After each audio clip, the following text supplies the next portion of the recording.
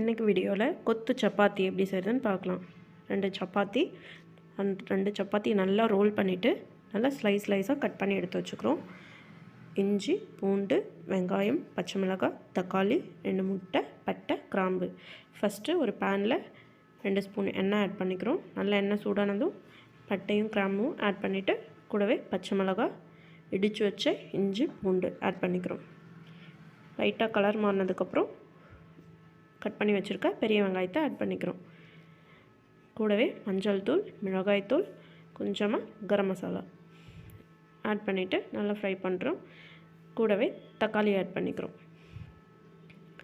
தக்காளி நல்லா குக் ஆனதும் புதினா ஆட் பண்ணிட்டு தேவையான அளவு உப்பு ஆட் பண்ணிக்கிறோம். அது நல்லா குக் ஆனதும் கூடவே முட்டையை நல்லா உடச்சி விட்டு நல்லா ஃப்ரை ஆனதுக்கப்புறம் கட் பண்ணி வச்சுருக்க சப்பாத்தியை ஆட் பண்ணிட்டு நல்லா கலரி விட்டுட்டு கொத்தமல்லி இலையை தூணும் கொத்து சப்பாத்தி ready. Please subscribe our channel.